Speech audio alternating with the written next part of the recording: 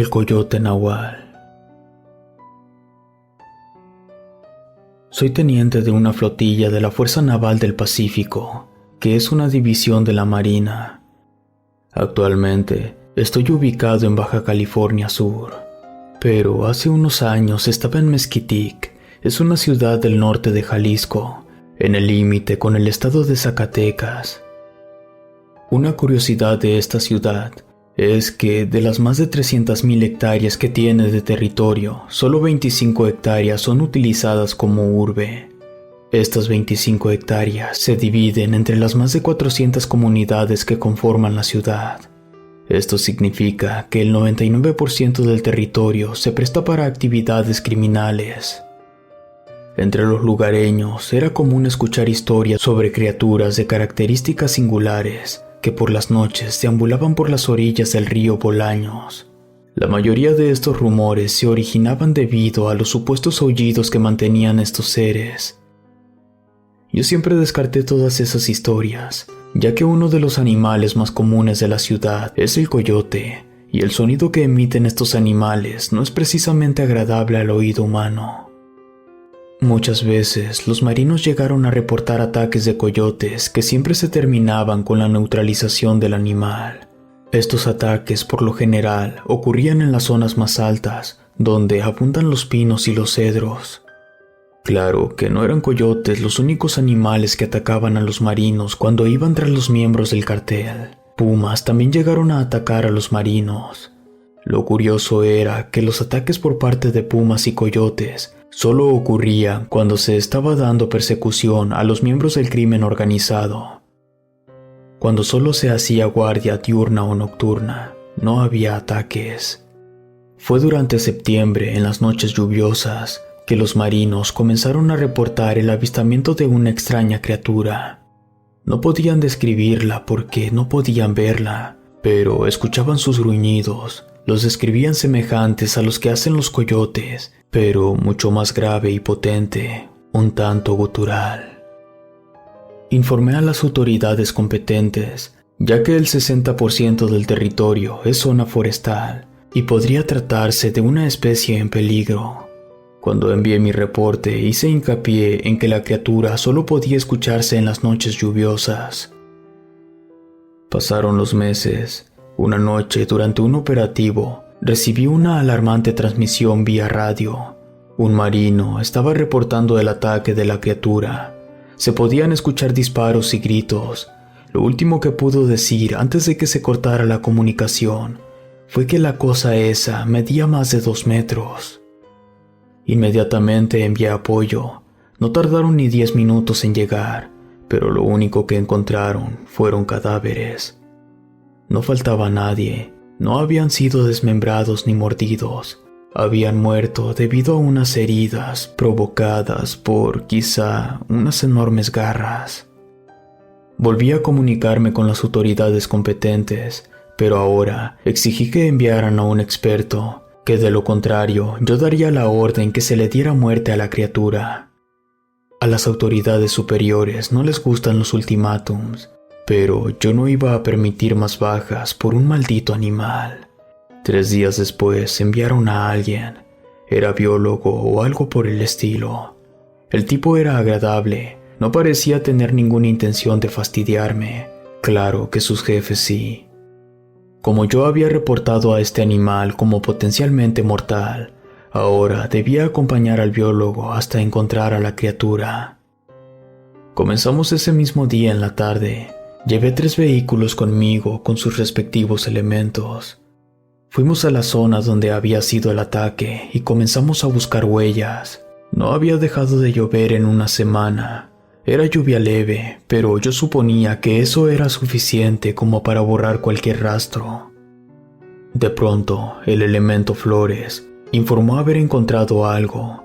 El biólogo y yo fuimos al sitio para descubrir que en el lodo habían huellas. La forma indicaba claramente que eran de coyote. El problema era el tamaño. Esas huellas eran al menos 4 veces más grandes que las de un coyote. También se alcanzaban a apreciar las garras. Definitivamente eran las que estaban en los cuerpos de los marinos que habían muerto la noche del ataque.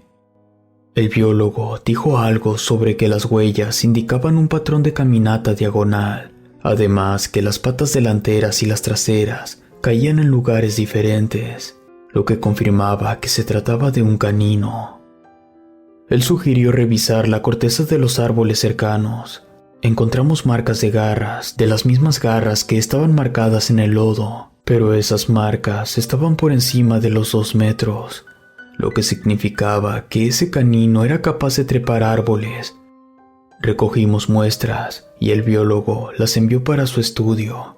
Él, al igual que nosotros, estábamos completamente asombrados solo de imaginar las monstruosas dimensiones de ese animal. Sabíamos que los resultados de las muestras tardarían en llegar, así que seguimos rastreando a la criatura, sobre todo en las noches lluviosas. La siguiente noche lluviosa, hicimos guardia más o menos de donde provenía el gruñido hasta que lo escuchamos de nuevo, y así estuvimos por una semana, hasta que finalmente tuvimos un encuentro con él. Era una noche más lluviosa de lo normal. Había rayos, truenos y el cielo se estremecía mientras la zona se iluminaba de tonos azules y amarillos leves. También hacía viento, aunque no demasiado. De pronto escuchamos ese gutural gruñido, pero esta vez se escuchaba bastante cerca, prácticamente detrás de nosotros. Todos regresamos a los vehículos. Estábamos alertas, preparados para terminar con la vida de esa criatura en caso de que intentara atacarnos. Los gruñidos cada vez se hacían más fuertes. El biólogo dijo que el animal nos estaba acechando. Podíamos escuchar el crujir de las ramas cuando la bestia caminaba. De pronto, un relámpago iluminó el lugar y pudimos ver por un instante a la criatura. Se encontraba a unos 10 metros de nosotros de espaldas. Estaba parado en 4 patas y medía al menos 1,5 metros de alto. Su cuerpo era grueso como el de un oso, pero su forma era inconfundible. Se trataba de un coyote enorme. Su pelaje era tan negro que ni la luz del segundo relámpago nos dejó apreciar algún detalle. Hubo un tercer relámpago, pero el animal ya no estaba ahí. Todos entramos en alerta. Los elementos comenzaron a apuntar en todas direcciones. Entonces, de entre los árboles, alcancé a apreciar 2 luces brillantes, más o menos a la altura en la que debería estar la cara de ese coyote. Eran sus ojos. Avisé a los marinos y todos apuntaron en esa dirección. Nadie se movía para no provocar a la criatura. Entonces pudimos observar cómo ese par de luces comenzaron a elevarse hasta superar los 2 metros de altura. La bestia se había levantado sobre sus patas traseras. De pronto, esa cosa emitió un lamento tan potente que hizo temblar los vidrios de los vehículos. Ordené el ataque. Todos los marinos dispararon. La criatura comenzó a moverse entre los árboles que nos rodeaban. No se le podía ver. Sabíamos hacia dónde se movía por las luces en sus ojos. Ni siquiera supe en qué momento ocurrió, pero embistió el vehículo en el que estábamos el biólogo y yo. La embestida fue tan fuerte que el vehículo se volteó. Estaba de cabeza y desorientado. No podía ver nada. Solo escuchaba cómo los hombres gritaban mientras disparaban. Intenté salir del vehículo, pero fue inútil. Sin más que hacer, pedí refuerzos. Cada segundo que pasaba se sentía eterno. Sabía que los marinos estaban siendo asesinados, ya que cada vez escuchaba menos balas y menos gritos. De pronto, solo hubo silencio. Sabía que ese era el final. Pude escuchar a la criatura acercarse a mi ubicación.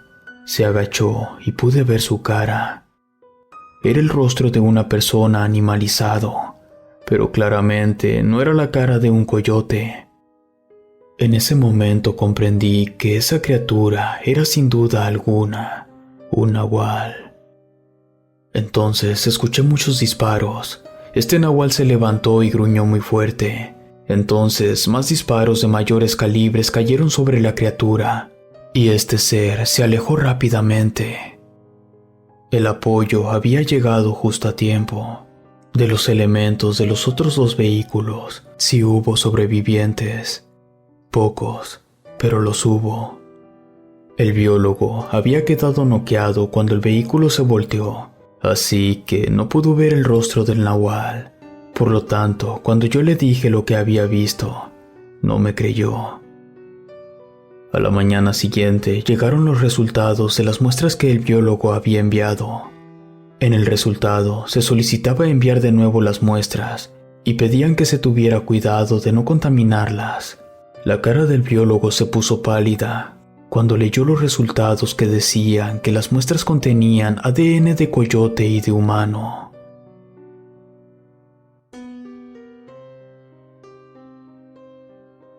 Nahuales, brujas y las muertas de Juárez. Primero que nada, quiero agradecer por darme el espacio para contar esta historia. Llevo 6 años en el ejército mexicano. Algo que aprendí rápido es que no es muy conveniente hacer amigos. Durante mi primer año hice amistad con otros 3 cabos. Estábamos en el mismo pelotón, formábamos parte de una compañía que estaba en Guerrero combatiendo a un grupo armado. Todo resultó un fiasco. Murieron muchos hombres, incluyendo mis 3 amigos. Fue entonces que el coronel recibió la orden de abandonar la zona. Nos movimos a la ciudad de Nuevo Laredo para brindar apoyo a la Marina, ya que las cosas ahí estaban muy calientes. No se logró el desmantelamiento de la organización criminal, pero al menos pudimos mantenerlos a raya. Por aquellas fechas, el general de una brigada independiente en Ciudad Juárez estaba formando una pequeña escuadra. Ese general se comunicó con mi coronel para solicitarle el envío de un hombre con ciertas aptitudes y habilidades. Por cuestiones del destino, yo encajaba en el perfil, así que fui trasladado. La ciudad estaba pasando por su peor año desde que había comenzado el sexenio. El número de homicidios había alcanzado su nivel más alto. Claro que no era el peor lugar para vivir. En ese momento, Tijuana era más peligroso. Cuando llegué al cuartel, inmediatamente me presenté con el general y con los demás integrantes de la escuadra. El general nos dijo que nuestra brigada había sido ordenada por el teniente de operaciones y que tanto nosotros como él solo estábamos bajo las órdenes del teniente. Nos explicó que nuestro enfoque no era específicamente el enfrentamiento con el cártel, sino que nuestra misión era investigar el incremento de mujeres privadas de su libertad. Oficialmente se dijo que aquel año hubo menos de 30 mujeres víctimas de algún delito mortal, pero la realidad es que se podían contar por cientos. Comenzamos patrullando la ciudad de 2 a 4 de la mañana durante una semana. Cada que veíamos a una mujer sola o a un grupo de mujeres, nos estacionábamos cerca, para que, en caso de que alguien las fuera siguiendo con malas intenciones, nuestra presencia sirviera como disuasión. Las calles de Ciudad Juárez están bastante sucias durante la madrugada. También suele ser un tanto silencioso. Nunca falta un disparo por aquí o por allá, pero es algo normal. Toda la semana transcurrió con relativa normalidad. Sí llegamos a encontrar algunas mujeres sin vida, pero cuando trabajas en el ejército, ver gente muerta es parte de la rutina diaria. Era la 8ª madrugada que estábamos de guardia, cuando las cosas raras comenzaron a ocurrir. Estábamos en una de las colonias donde las calles no están bien. De pronto, una mujer salió de una vieja casa y comenzó a correr hacia nuestro vehículo gritando por ayuda. 3 elementos bajamos con el dedo en el gatillo, preparados para disparar. La mujer subió al vehículo y nosotros nos acercamos a la casa de la que había salido. Creímos que nos íbamos a topar con un hombre, pero no. Ahí estaba una anciana. Nos miró muy extraño cuando le apuntamos. De pronto, la vieja se transformó en una bola de luz naranja y se fue del lugar.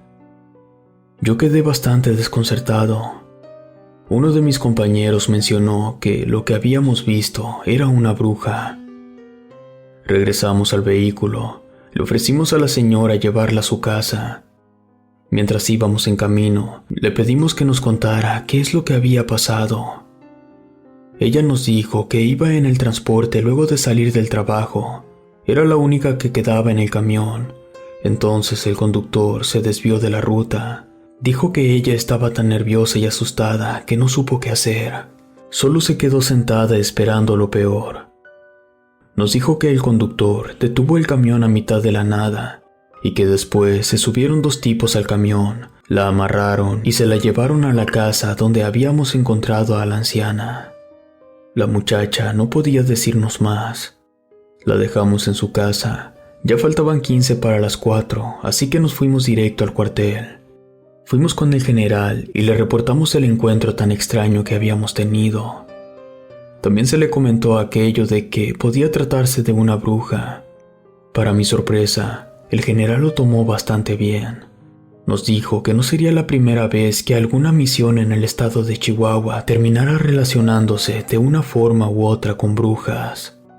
Incluso nos comentó que a él le había tocado dirigir una emboscada que se hizo en las minas de una ciudad cercana. Dijo que ahí le dieron muerte a algunas brujas.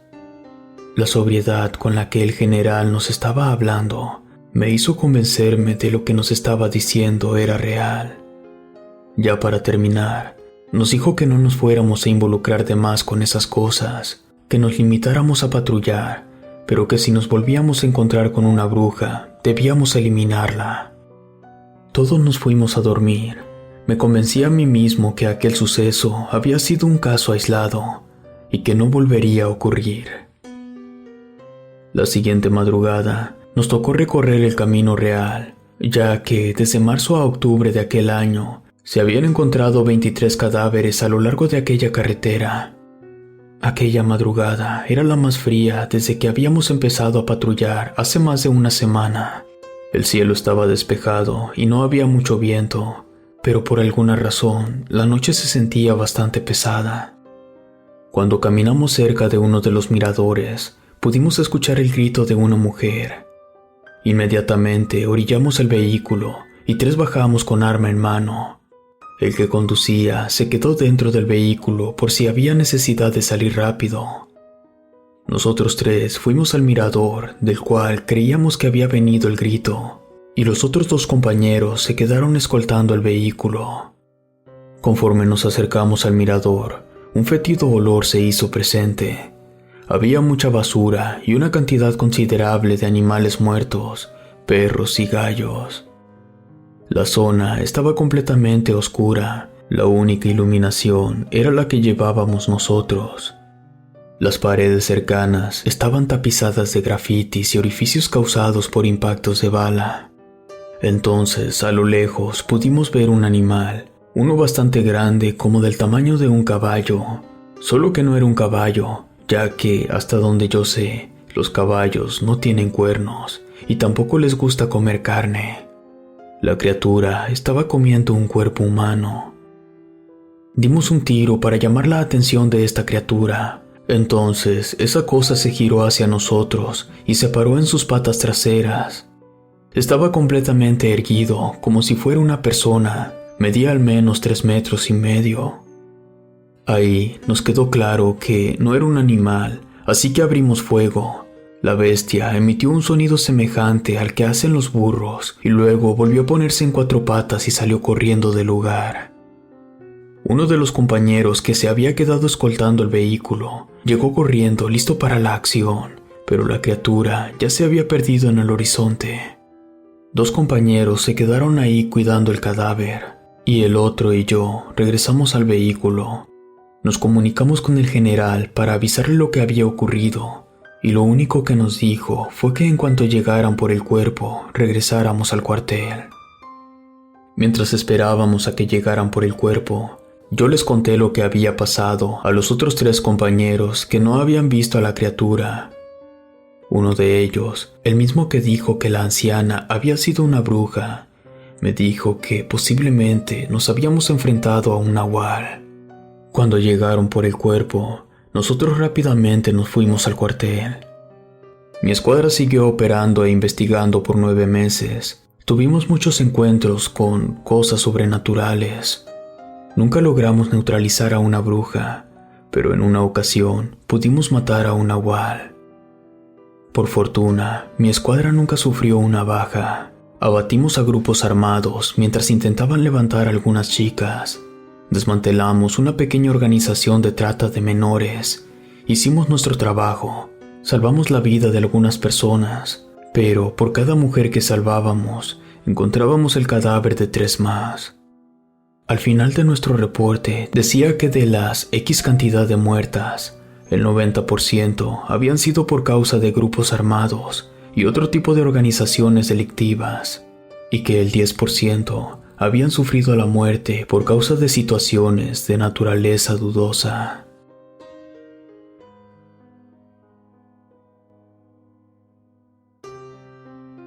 La bruja de los narcos en Guerrero. Soy originario de Guanajuato.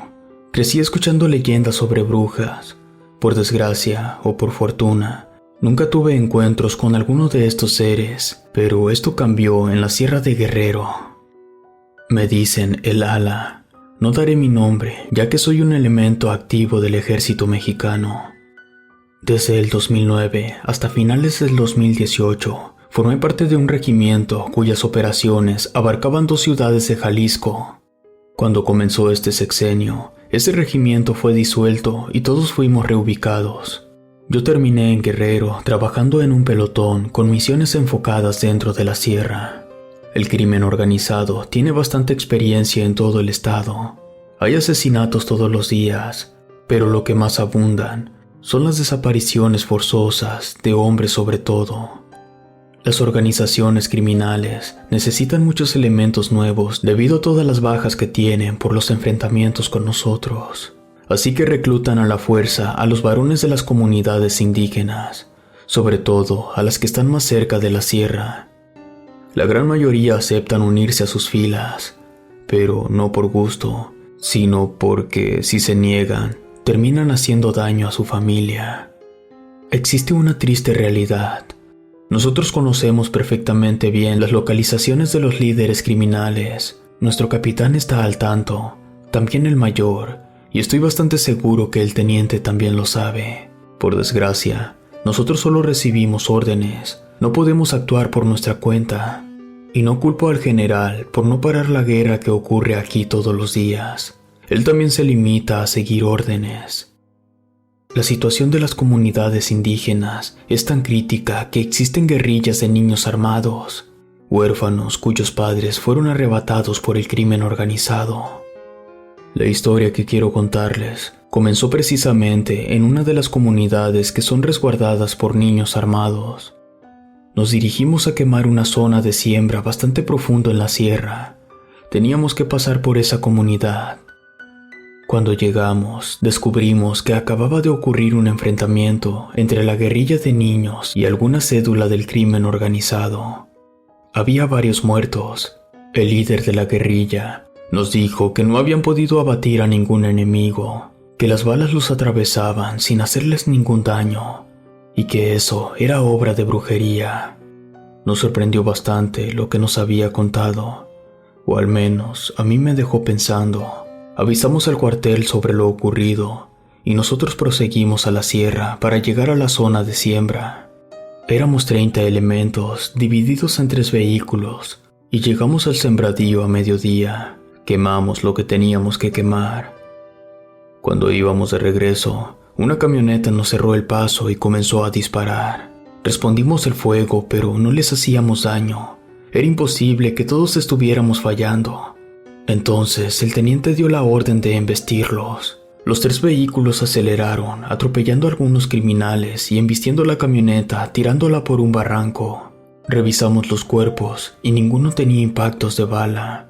Eso era imposible. Alguien comentó aquello que había dicho el líder de los niños sobre que las balas los atravesaban sin hacerles daño. Regresamos a la base con algunos compañeros heridos, pero nada grave. Dimos nuestro informe esperando que nos llamaran la atención, pero no fue así. El coronel nos dijo que ya había recibido un par de reportes sobre situaciones peculiares con el crimen organizado. 2 reportes previos más, el de los niños y el de nosotros, formaban un cuadrante en la sierra al que tendríamos que adentrarnos para descubrir qué era lo que estaba pasando.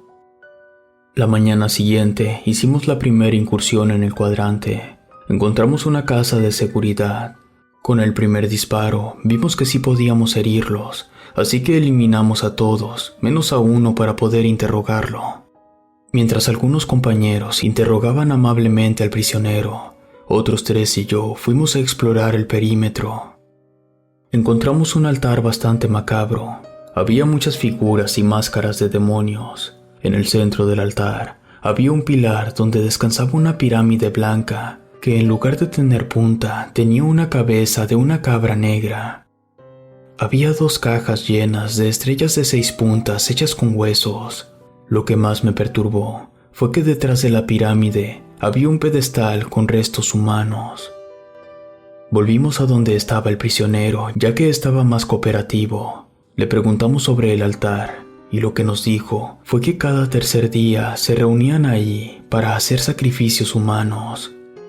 Dijo que le pedían a la Santa Muerte y al diablo que les fuera bien en el negocio, incluso que les ayudaran en los enfrentamientos. No podíamos creer lo que estábamos escuchando, pero luego de la tortura que se le dio al prisionero, dudo que le quedaran ganas de mentir. Le preguntamos el por qué cada tercer día. No quería responder, pero unos momentos después se le volvió a aflojar la lengua. Dijo que se hace así porque la bruja les dijo que la inmunidad a las balas solo dura 2 atardeceres, y luego tienen que esperar al atardecer del día siguiente para volver a pedirle favores a la Santa Muerte y al diablo.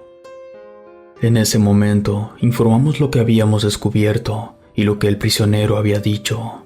El mayor pidió que le sacáramos la ubicación de los otros altares y que después quemáramos el altar, y sobre el prisionero dijo que no era necesario que viviera.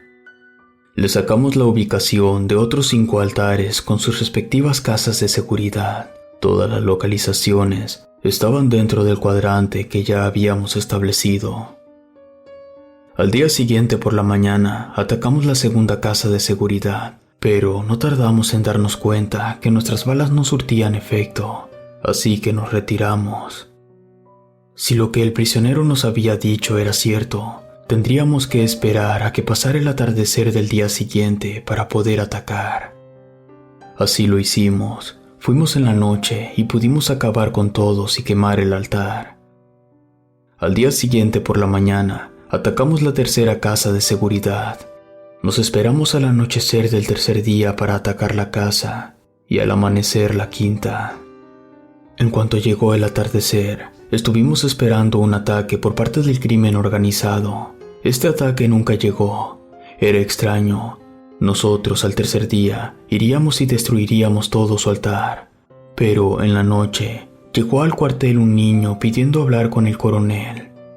No sé exactamente qué fue lo que el coronel habló con el niño, pero no tengo duda que estaba relacionado con los altares y con la bruja, porque cuando el coronel nos mandó a hablar, dijo que había recibido órdenes de un teniente del cuerpo para que dejáramos el asunto de los altares y siguiéramos con la quema de plantíos. Como dije antes, nosotros nos limitamos a seguir órdenes. Durante 4 meses quemamos casi 30 zonas de siembra. Un día llegó la Guardia Nacional al cuartel. Nos llamaron de uno por uno a declarar a todos los involucrados en la quema de los altares. Esto tardó al menos 4 días. Resulta que un par de semanas atrás habían tenido un enfrentamiento con un cártel en Oaxaca, cuyos integrantes eran inmunes a las balas. Su investigación los llevó hasta nosotros y los altares. La Guardia Nacional fue en busca de los altares que habíamos quemado y los encontraron como nuevos. Los habían vuelto a levantar. Las casas de seguridad estaban abandonadas, pero todo indicaba que seguían haciendo sus rituales cada tercer día, porque encontraron restos humanos frescos. Nosotros ya no nos involucramos, pero nuestro capitán nos mantenía al tanto de los movimientos de la Guardia Nacional. Ellos llegaron a la conclusión que la quema de altares era una pérdida de tiempo, que la única forma de poner fin a esas prácticas era ir a cazar a la bruja. Debo de admitir que la seriedad con la que estaban tratando el asunto me sorprendió. Era como si la Guardia Nacional ya hubiera tratado antes con brujas. Se adentraron en la sierra y estuvieron ahí casi 24 horas. Cuando regresaron al cuartel, traían con ellos el cadáver de la bruja. Era una vieja, su cuerpo estaba en un estado raquítico extremo. Tenía muy poco cabello, le faltaban los ojos y un par de costillas. Los elementos de la guardia nos agradeció por la información. El capitán solicitó acceso al informe que ellos entregarían al teniente de operaciones, que es el jefe directo del teniente que había dado la orden que nosotros dejáramos la quema de altares. El informe decía que habían tenido que abatir a más de 90 personas armadas para poder acercarse a la cabaña de la bruja. Según el informe, fuera de la cabaña había una escultura de la Santa Muerte de 6 metros de alto. También decía que dentro de la cabaña había un altar que llenaba todo el cuarto. Había cráneos pequeños, grandes cirios negros, libros en idiomas desconocidos, brazos recién cortados, y se hacía mucho énfasis a un símbolo, y lo describieron como un pentagrama unido a un triángulo.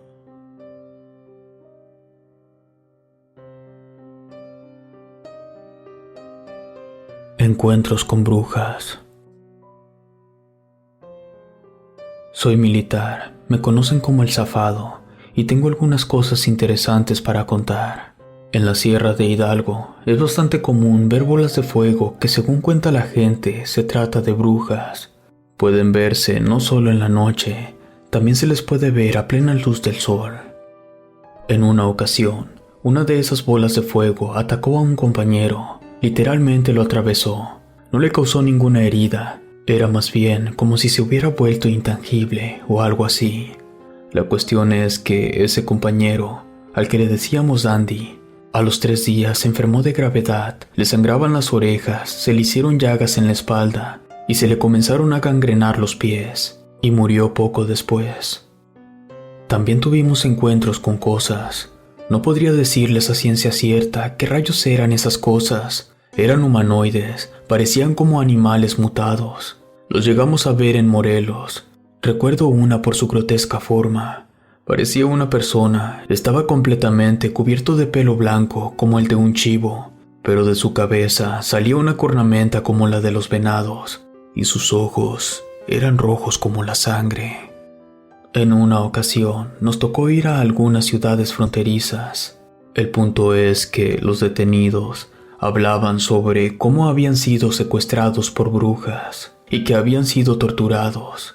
Además, que los sometieron a rituales para convertirlos en nahuales. No sé si todos mis compañeros los creyeron locos, pero yo sí. Mientras los transportábamos a un lugar sin importancia, yo hice algunas bromas sobre el asunto de los nahuales, y a pesar de que pude sacar algunas risas, estas pararon cuando escuchamos un estruendoso crujido. Los prisioneros se habían soltado y pudimos verlos huir mientras ladraban. Es definitivamente una de las cosas más surrealistas que me ha tocado ver.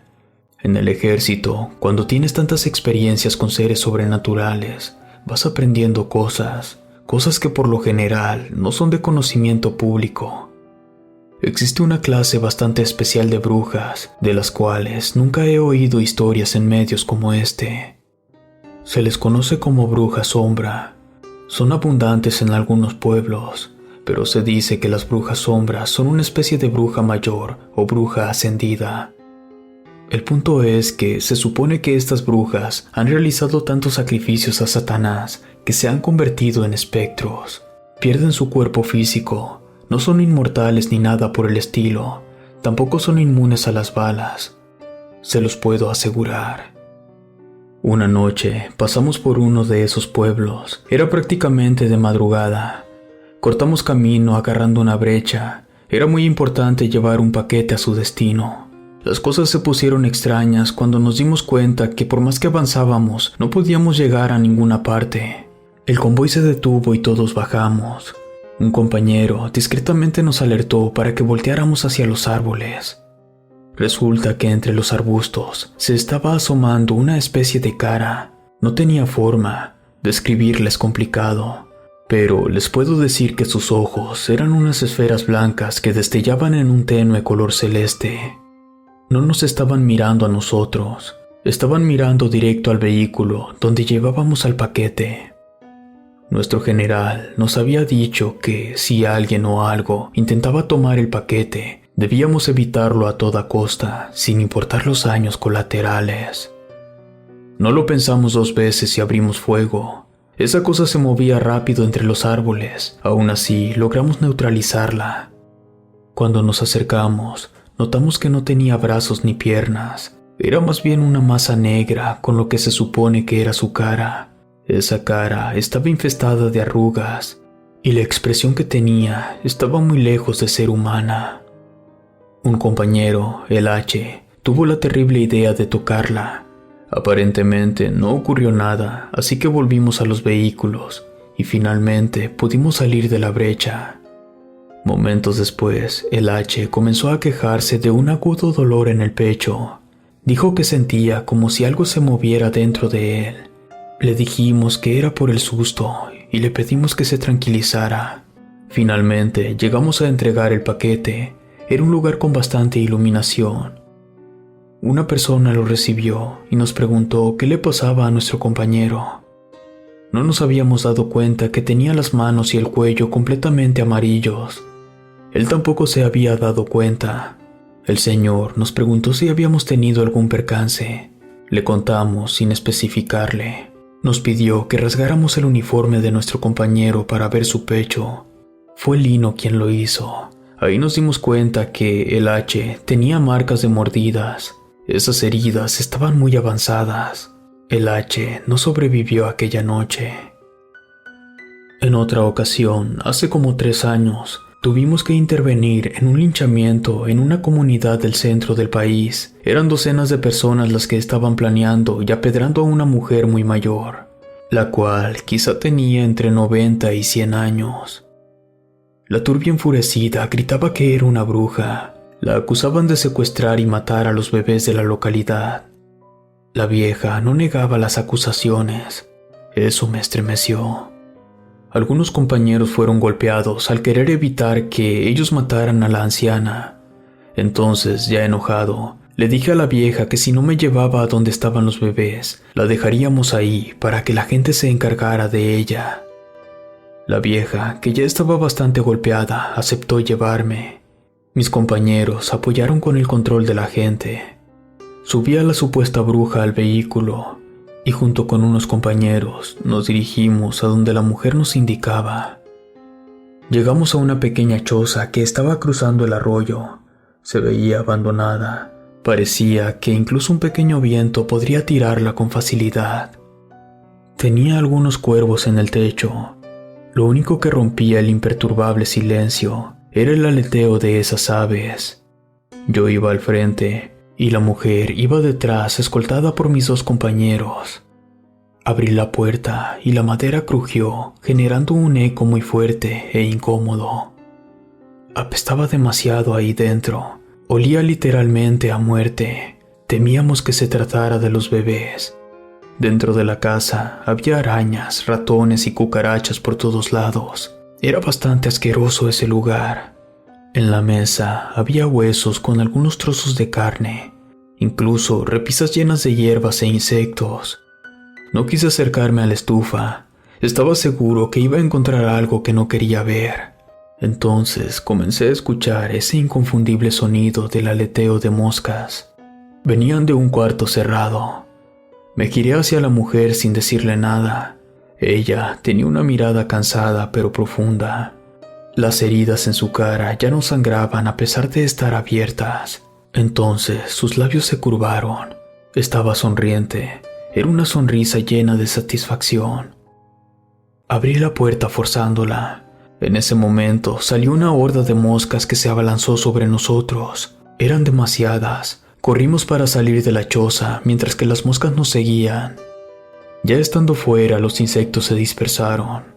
Entramos corriendo a la casa y la bruja ya no estaba. Dentro del cuarto que salieron las moscas estaban los bebés. Afortunadamente, muchos de ellos estaban vivos. Necesitaban urgentemente atención médica. Estaban en un estado severo de desnutrición. Pedimos apoyo aéreo para transportar a los bebés. Avisamos a la población que habíamos encontrado a 8 bebés y les dijimos a qué hospital serían trasladados. Por desgracia, eran 12 los que se habían perdido. Y 5 meses después, un poblado cercano comenzó a reportar bebés desaparecidos.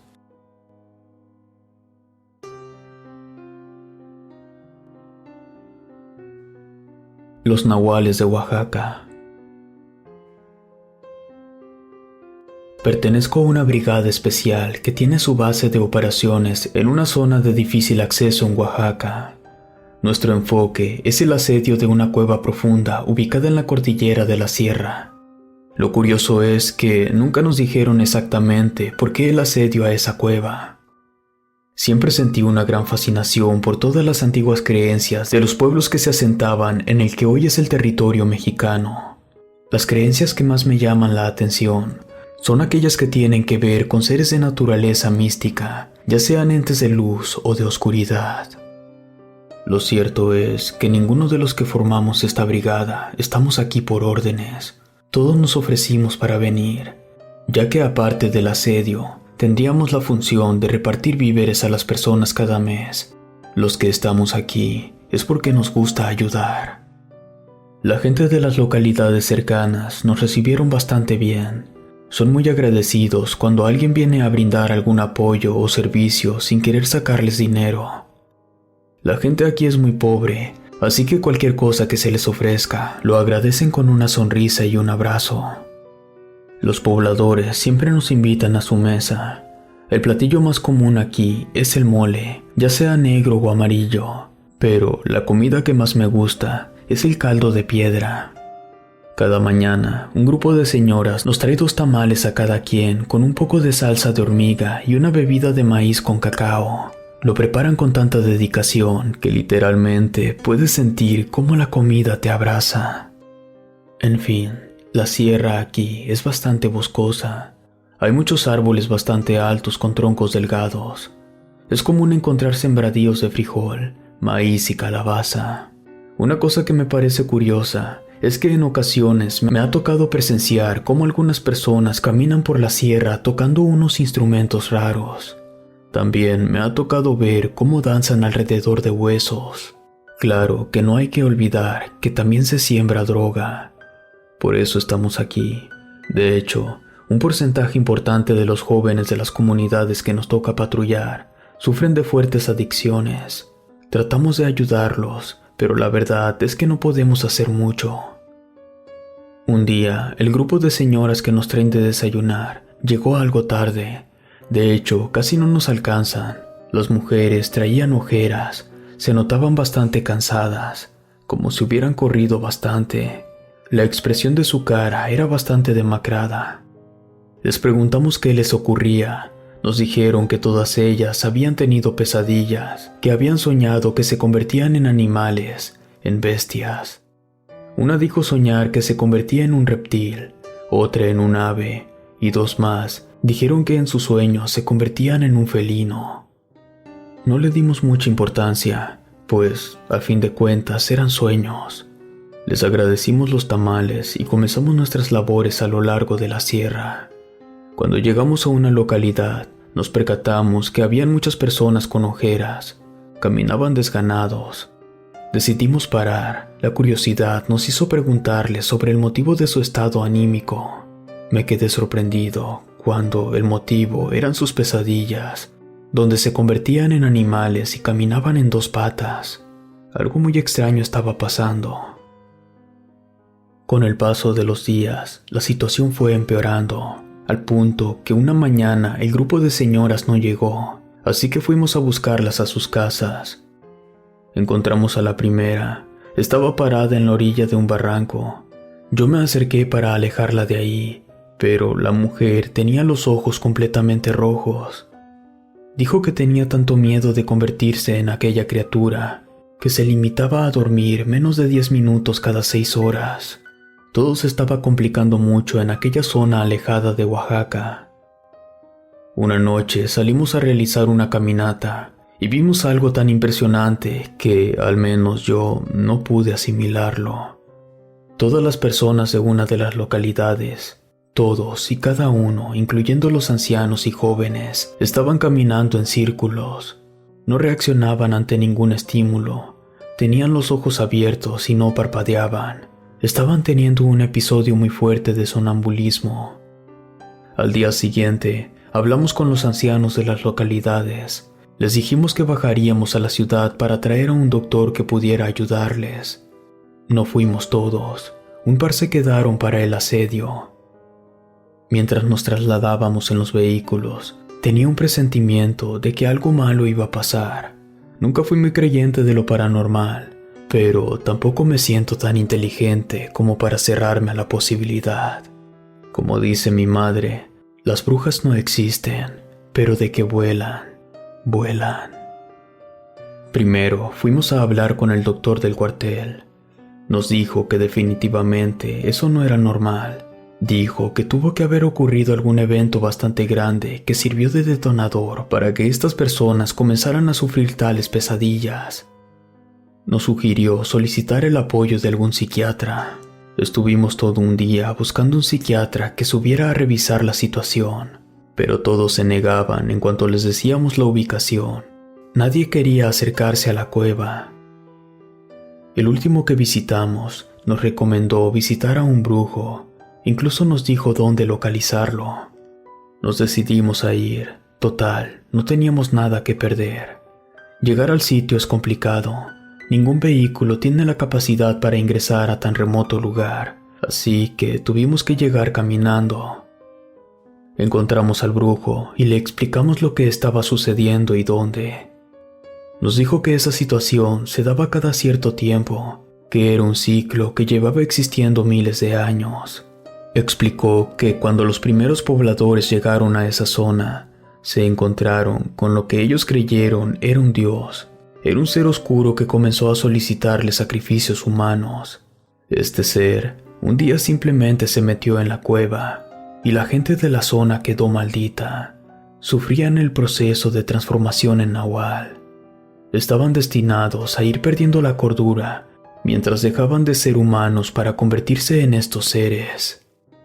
Con el paso del tiempo, cuando moría el último de los nahuales, tenían que pasar 4 generaciones, y entonces la maldición volvía a azotar la zona, convirtiendo a todos los descendientes de los primeros nahuales. No podía creer lo que estaba escuchando. Me negaba a aceptarlo, pero solo había una manera de comprobarlo: regresar al pueblo y rezar para que el brujo estuviera equivocado.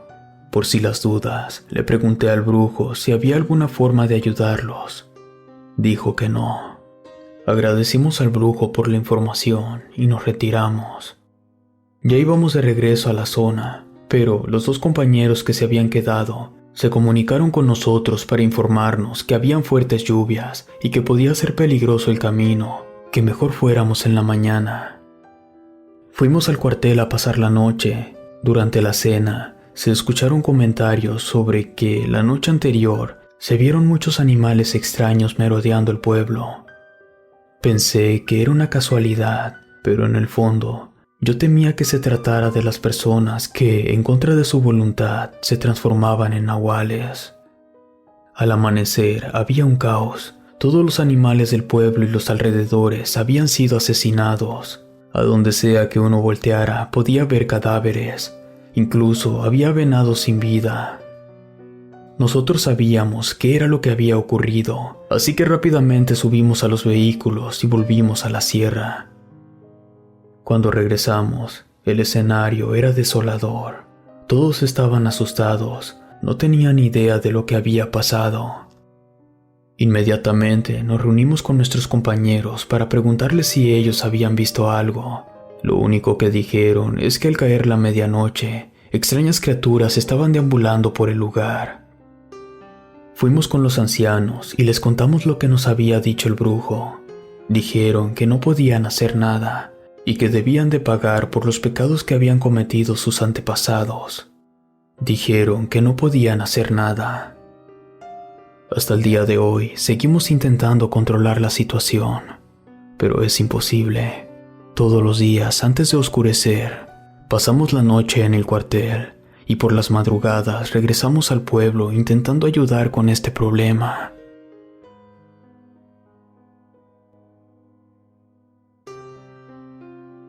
El brujo nahual de Yucatán. Me presentaré como Kras. No es mi apodo real, tampoco daré mi nombre. Soy marino de la Fuerza Naval del Golfo y la experiencia que quiero contarles me ocurrió en Yucatán hace tiempo. Realmente no es muy sonado que haya conflictos contra el crimen organizado en este estado. Si bien Mérida y las ciudades costeras están más o menos controladas debido al turismo, algunas de las ciudades del interior del estado sufren desapariciones. Pero digamos que algunos turistas no viajan a Yucatán por las playas. El crimen organizado es el intermediario que provee al turista lo que viene a buscar. Nosotros tratamos de desmantelar estas redes, pero están tan bien organizadas que es como perseguir a un fantasma. Todo apunta a que los líderes de estas redes pertenecen a Europa del Este, pero vienen a México porque el mercado en aquella zona ya está muy competido. Sus casas de seguridad son muy difíciles de encontrar porque se trata de simples cabañas de uso temporal. Cuando saben que estamos cerca, simplemente desmontan la cabaña y se mueven. Esto no se les complica porque no retienen a los menores por muchos días. Por si esto no fuera suficiente, sus cabañas están dentro de la selva, lo que complica bastante su rastreo. Esta organización criminal trabaja de la mano con algunas sectas presuntamente satánicas. En muy pocas ocasiones hemos podido desmantelar las cabañas de la selva, pero sí hemos podido dar con mucha gente de la que recoge a los menores. En sus casas siempre encontramos altares al diablo. Estas personas han dicho que ellos se encargan de enviarlos por todo el país para que sean usados en rituales. Suena bastante descabellado, lo sé, pero la gente cholul puede confirmar que en una hacienda que se presume embrujada, se llevan a cabo rituales satánicos donde hay sacrificios humanos. Muchos de los restos que se han podido encontrar en ese lugar son de menores. Ya que expliqué el contexto de la situación, puedo decirles lo que en una ocasión nos contó uno de los detenidos pertenecientes a la red criminal. Nos dijo que más allá de que la selva fuera un buen lugar para esconderse, usaban ese lugar porque el brujo nahual les ofrecía protección. Según el detenido, este ser impedía que alguien se acercara a ellos por la noche, con la condición de que siguieran permitiendo que los menores fueran tomados por la secta satánica. Yo sentí escalofríos cuando dijo eso, ya que en realidad sí existe, según las leyendas locales, un brujo nahual.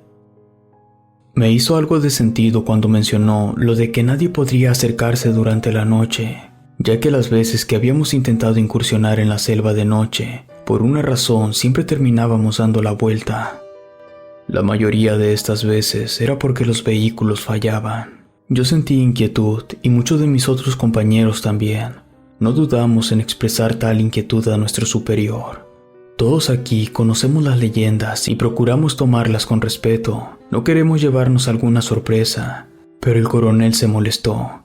Y para demostrarnos que tal leyenda sobre el brujo eran mentiras, iríamos esa noche a buscar una cabaña al interior de la selva. El plan era ir al amanecer, pero el coronel estaba muy molesto porque su general le había llamado la atención, precisamente porque todas las incursiones nocturnas habían sido un fracaso. El coronel nos avisó que si los vehículos fallaban, iríamos caminando hasta la selva. Como a las 8 de la noche, comenzamos a preparar todo para salir a la selva. Ajustamos bien nuestras botas, subimos suficientes armas y municiones, tomamos nuestros visores nocturnos, tomamos el mapa que marcaba la ruta a seguir a pie dentro de la selva y partimos. Cuando llegamos a la mitad del camino, estábamos preocupados porque los vehículos iban a fallar. Para nuestra sorpresa, no ocurrió y pudimos seguir adelante. Faltando 3 kilómetros para llegar a la selva, los vehículos se apagaron. Todos los 30 marinos que íbamos, bajamos de los vehículos, establecimos un plan de acción y pasamos a proceder. 6 se quedaron escoltando los vehículos, el resto avanzamos. Cada 300 metros, un compañero se quedaba haciendo guardia. Así, además de los radios, manteníamos una comunicación visual que conectaba la selva con los vehículos. 15 marinos fuimos los que nos adentramos a la selva a eso de las 10 de la noche. La ruta que íbamos siguiendo estaba en la periferia de las zonas donde habitan aquellos animales salvajes que podrían ser un problema en caso de que nos atacasen. Acabábamos de pasar por un cenote, cuando de pronto escuchamos un galopar bastante consistente. Eso era extraño. Ese animal debería de ser grande y pesado. Posiblemente un caballo podría ser el causante de ese sonido. La cuestión es que en la selva no hay caballos. Aceleramos el paso para alejarnos de lo que sea que estuviera causando ese ruido. Pasada la medianoche volvimos a escuchar el galopeo. El cenote donde habíamos escuchado ese sonido lo habíamos dejado atrás hace más de 8 kilómetros. Esa cosa nos venía siguiendo. Paramos y manteniendo nuestra posición, buscamos con los visores a la criatura, pero nadie pudo ver nada. Así que uno de los compañeros mencionó que quizás se trataba de algún animal exótico que se le había escapado a algún millonario que viviera cerca. No tenía mucho sentido, pero fue una excusa perfecta para dejar de pensar en eso y seguir. Luego de avanzar otros 5 kilómetros, encontramos la casa de seguridad. Avisamos por radio a los marinos que no habían entrado a la selva para que estuvieran listos. Rodeamos el perímetro para evitar sorpresas. Hubo 9 disparos. Neutralizamos a quienes vigilaban la cabaña. Derribamos la puerta e ingresamos al lugar. No había una sola persona dentro. Lo único que encontramos fue un cuerpo. Tenía abierto el estómago y le faltaban algunos órganos. Recibimos por radio el aviso de que los vehículos habían vuelto a funcionar y que ya venían en camino. Tomamos fotografías. Pedimos el servicio de levantamiento de cuerpos y salimos de la cabaña. Bajamos un poco la guardia, hicimos bromas sobre los vehículos. Entonces, una vez más, escuchamos ese galopar. Tomamos nuestras armas. Entonces, este sonido se hizo más fuerte. Todos estábamos muy nerviosos. De pronto, el galopar se dejó de escuchar. Por alguna razón, yo no me había colocado los visores nocturnos. En cuanto caí en cuenta me los puse, y pude ver a una persona delgada y alta, con 2 cuernos pegados a su cabeza. Este corrió hacia nosotros. No lo dudé y abrí fuego. Mis compañeros hicieron lo mismo. Yo estaba tan impactado que ni siquiera me había dado cuenta que en la dirección en la que estábamos disparando ya no había nada. Buscamos en todas direcciones. Me retiré el visor nocturno. Entonces, esa cosa, en un parpadeo, estaba en medio de nosotros. No podíamos dispararle, ya que nos hubiéramos herido nosotros mismos. Todos lo vimos. Era definitivamente una persona, pero su cara como la de un caballo con barba, o algo que se le asemejaba. Tenía todo el cuerpo cubierto de pelo negro, y en lugar de orejas, tenía unos inmensos cuernos. Su mirada era pesada. No tenía pupilas. Al menos a mí no me quedó ninguna duda. Ese ser era el brujo Nahual. Giró su cabeza, dándonos a entender que estar ahí era un grave error. De pronto se esfumó. Tardamos algunos segundos en reaccionar, y luego alguien gritó que teníamos que largarnos de ahí. Tomamos formación y corrimos hasta salir de la selva. Subimos a los vehículos y regresamos de inmediato a la base. Cuando estábamos de vuelta en el cuartel, eran las 4 de la mañana. Informamos a nuestro superior sobre lo ocurrido. Nunca supe si nos creyó o no, pero al menos no volvió a enviarnos de noche.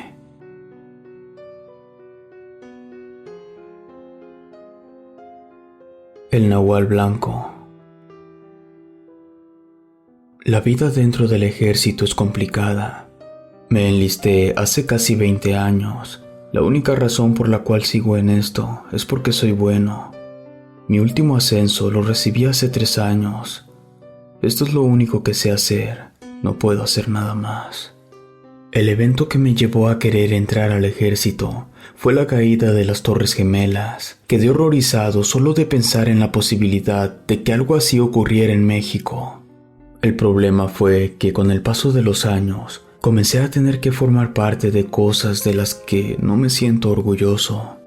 Tener más rango, no solo implica más responsabilidad, también significa tener más conocimiento, y hay cosas que hubiera preferido jamás saber. Una de las cosas que aprendes es que todo el problema que tiene México con los cárteles es causado por el gobierno de Estados Unidos. A mí me quedó claro cuando descubrimos que los líderes del cártel de Jalisco recibían dinero y armas de la CIA. Muchas veces la ciudadanía dice que el ejército no hace lo suficiente para acabar con los cárteles. En parte es verdad, pero dentro del ámbito militar, todos recibimos órdenes. En fin, la experiencia que voy a contar fue la que me hizo subir de rango por primera vez. Ocurrió hace demasiados años. Era temporada de elecciones en Coahuila. El partido que estaba al frente del país necesitaba mantener el mandato del estado. El problema era que el candidato tenía todo en contra. Algunos pueblos del estado llevaban un tiempo siendo atormentados por una criatura que se llevaba a los animales y a las personas. Entonces, desesperado por ganar, el candidato prometió acabar con esa cosa para traer tranquilidad a la zona. Consiguió ganar gracias a esa promesa. El partido estaba tan contento por esa victoria que decidió asegurarse que la promesa de su candidato fuera cumplida. Así que nos enviaron a eliminar a la criatura. En cuanto llegamos a la zona, recibimos un comunicado de parte de nuestro comandante. Decía que seríamos ascendidos en cuanto entregáramos el cadáver de la criatura. Eso me dio escalofríos. La cosa iba muy en serio. Hasta ese punto, yo pensaba que nos habían enviado solo para hacer una cortina de humo, pero me equivoqué. Eran 8 las ciudades que tenían problemas con este ser. Llegamos a la primer ciudad. Ahí, el alcalde nos envió a hablar con el párroco. El párroco nos dijo que 5 meses atrás el obispo acudió a esa iglesia a realizar un exorcismo. Un hombre había sido poseído por un demonio. Nos explicó que el exorcismo falló y el cuerpo de ese hombre terminó cediendo ante el poder del demonio y se transformó en esa criatura. El párroco nos pidió acompañarlo al lugar donde se había realizado el exorcismo. Era un salón lleno de cruces y de figuras religiosas. En el centro tenía una cama de concreto. Una de las esquinas estaba quebrada y tenía las marcas de unas garras. El párroco nos dijo que esa cama tenía cadenas, pero que aquel ser se las había llevado cuando escapó. También nos dijo que en la ciudad había sido el último ataque para que fuéramos a investigar. El trayecto fue muy silencioso. Nadie quería dar su opinión al respecto. El anochecer nos agarró cuando todavía íbamos por terracería. Pasamos por un ranchito. De pronto, un hombre se atravesó pidiendo que nos detuviéramos. El señor estaba muy asustado y nos dijo que el nahual se estaba comiendo a sus perros. Corrimos en la dirección que el hombre nos indicó. Era detrás de la casa.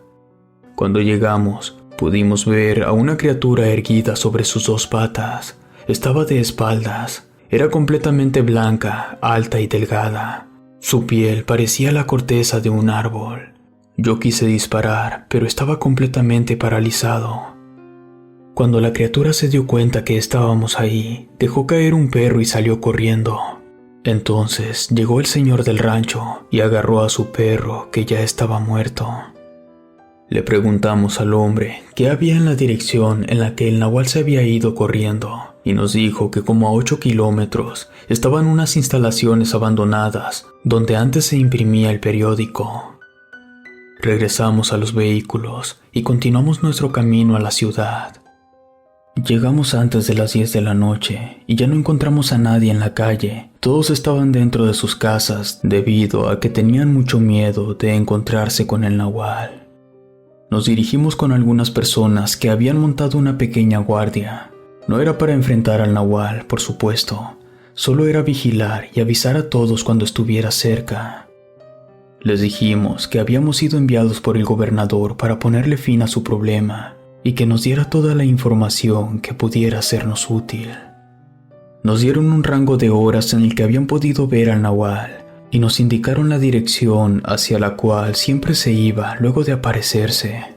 Y la dirección era la misma. Ese nahual blanco, al parecer, vivía en ese viejo lugar abandonado. Acordamos ir por la mañana. Esa noche nos turnamos para apoyar con la vigilancia. Mi turno comenzó a las 2 de la mañana. Todo fue normal como por unos 40 minutos, hasta que de pronto uno de los hombres de la guardia me palmeó el hombro. Me susurró que mirara hacia una dirección, y allí estaba el nahual a menos de 300 metros de nosotros. Tomé mis binoculares para poder verle el rostro. Era cadavérico y tenía un solo ojo, un ojo pequeño y de color rojo. Esta criatura estaba caminando hacia un corral.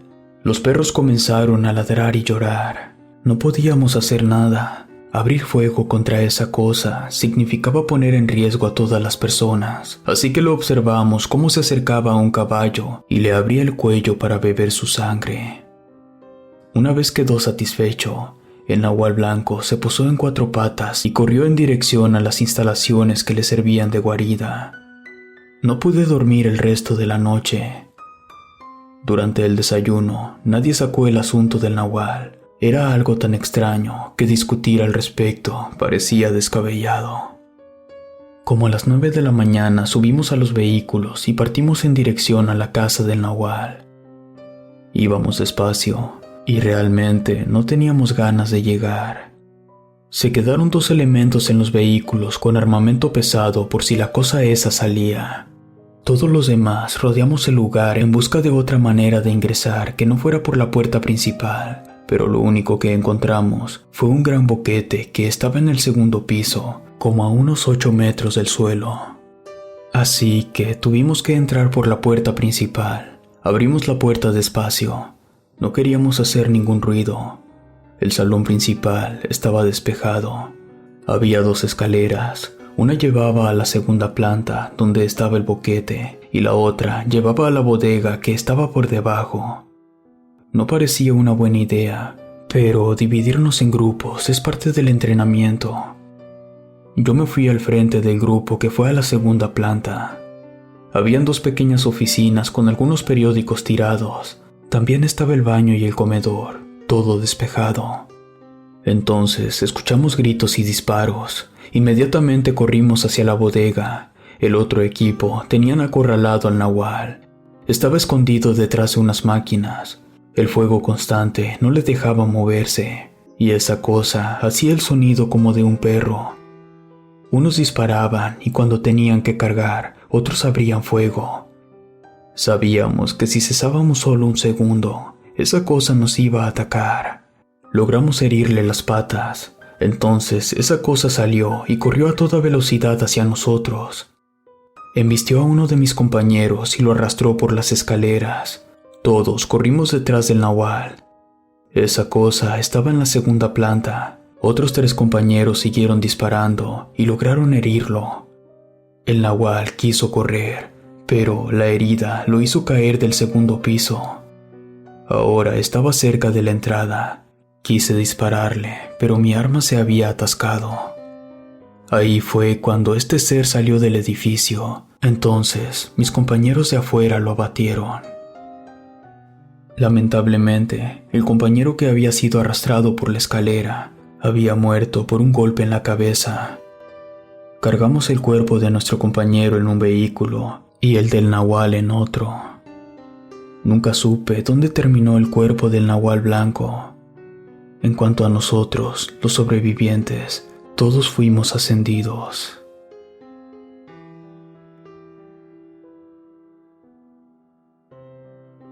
El padre brujo de Matamoros. Soy un exmilitar. Antes de retirarme, tenía un muy alto cargo en el ejército mexicano. Durante todos mis años de servicio tuve algunas experiencias, pero lo que más abunda en estos ámbitos son las personas involucradas con la Santa Muerte, con el satanismo y con la brujería. Me tocó la desgracia de conocer el origen de estas prácticas en México. De hecho, estuve directamente involucrado en el caso.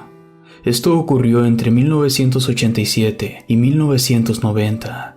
En ese entonces, yo era el encargado de apoyar con la logística a las fuerzas del orden en algunas ciudades de Tamaulipas, principalmente Matamoros. La historia que quiero contar comenzó con la desaparición de un importante cargamento.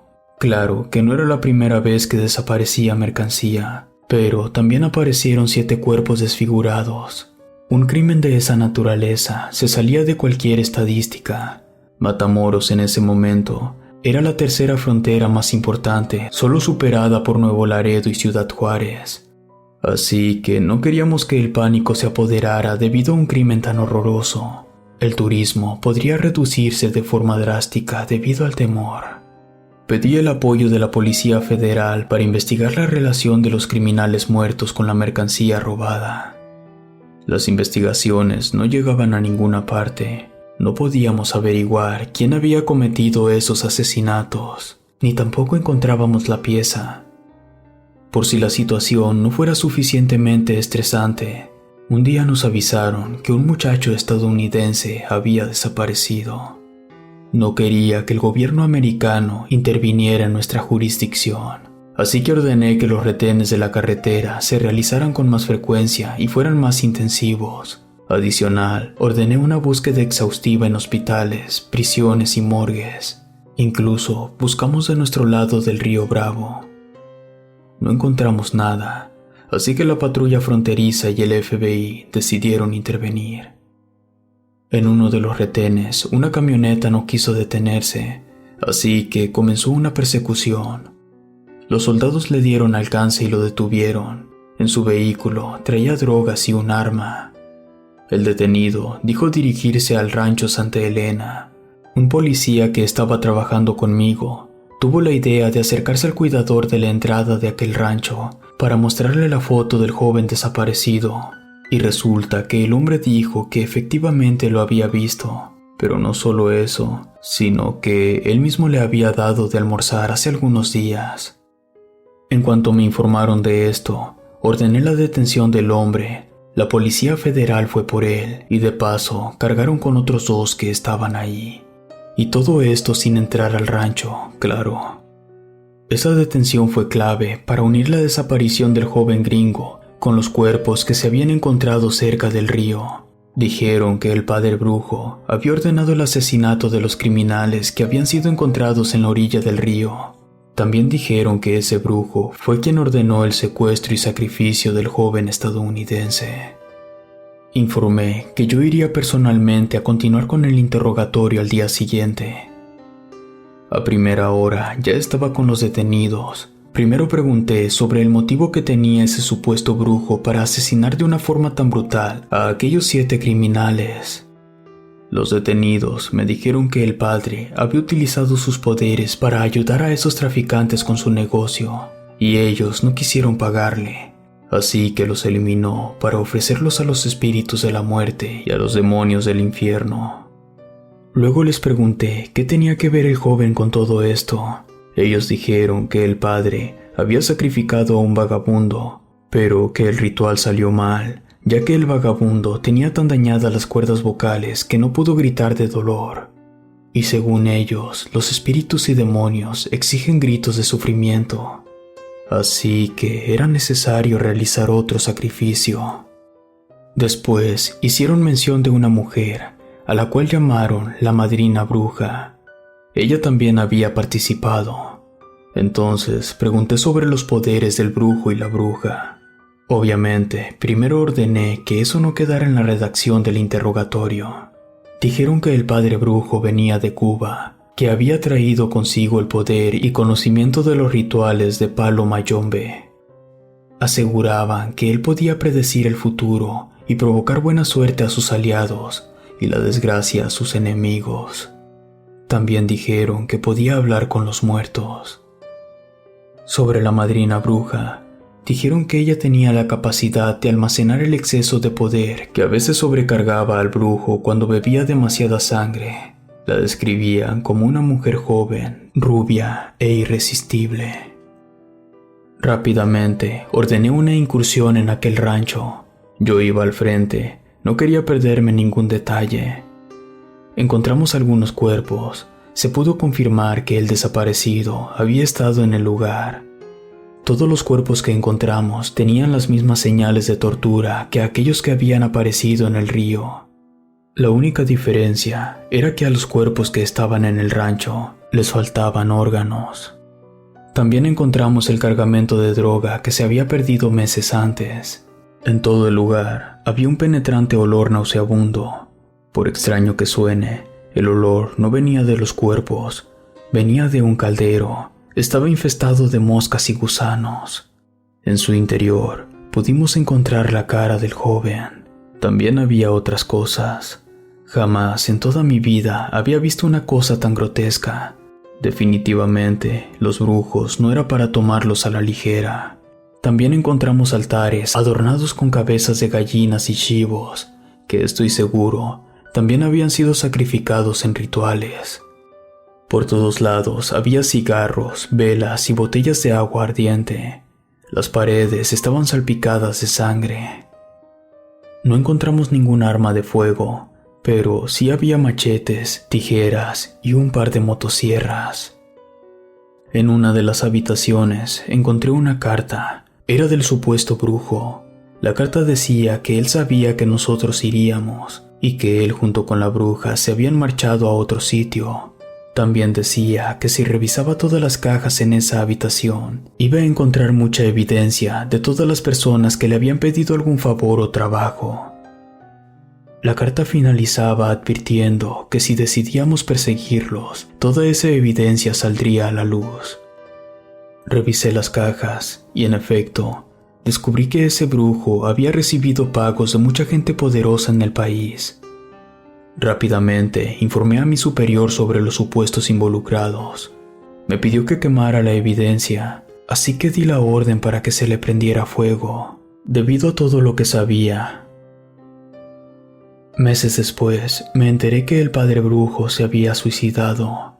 Dicen que lo hizo porque se lo ordenaron los demonios del infierno.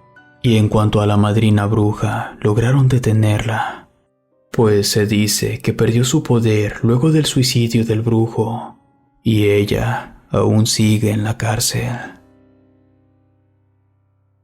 Si te gustó este video, por favor suscríbete activando la campanita. Gracias por escucharnos. Relatos escritos y adaptados por Ramiro Contreras.